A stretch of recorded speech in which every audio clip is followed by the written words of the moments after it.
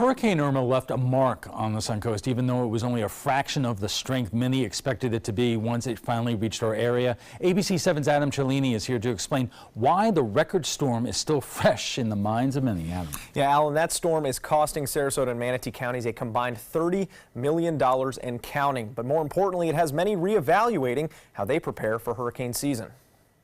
When I came back, I came to quite a mess. Few suffered more surprises after Hurricane Irma than Craig Koch. He returned home to find holes in his roof and flooding from a water main break. The cause? One massive tree. About $30,000 worth of repairs, and we're not finished yet. The storm also tripled Koch's homeowner's insurance deductible, and when he tried applying for FEMA aid, I found out that someone had already filed a claim using our name and social security number payable to a debit card that they had purchased at Walmart. Irma wasn't the Sarasota native's first storm, but it does have him second-guessing his hurricane plan, and he's not alone. Sarasota County Emergency Services Director Rich Collins says over 20,000 residents were sheltered, the most ever, exposing some gaps, like the need for more shelters that can withstand a Category 4 or 5 storm. We had a number of shelters on our list, over 20, but not all of them are what we call EHPA, or Enhanced Hurricane Protection Area shelters. And those shelters are designed to handle Category 4, Category 5 winds. Those up to code were overrun. In Northport, Charlotte County residents outnumbered Sarasota 2-1 due to their lack of proper shelters. We had people from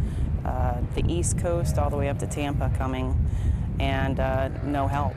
Next time, Collins and his team may open all shelters at once, switch out those flood zone letters with more exact locations, and try to upgrade existing shelters to that higher structural category. What are we going to do for the future to identify other buildings that we can harden or are hardened to that level?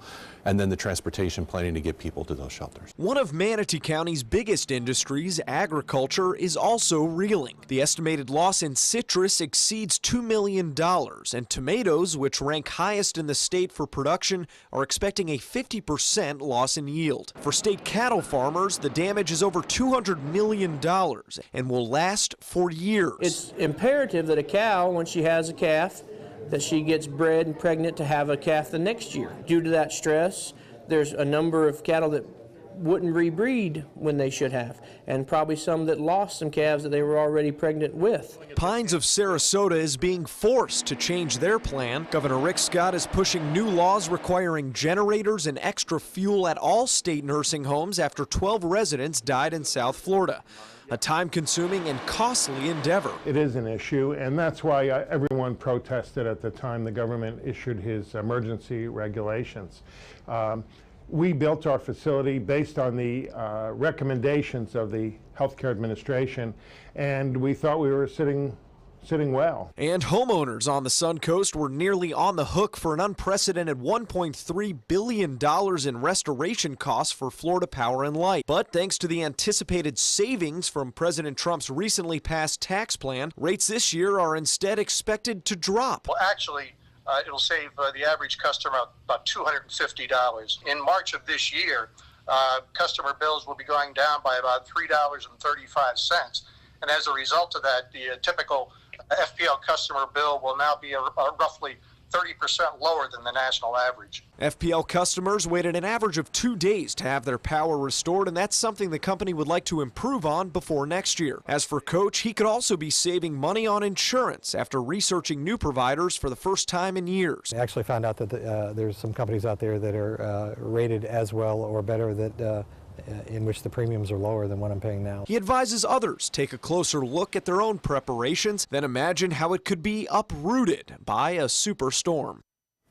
Now, Sarasota County's performance has been reviewed by former FEMA Director Craig Fugate, and they will be presenting his findings coming up on a meeting on February 9th. Adam, thank you.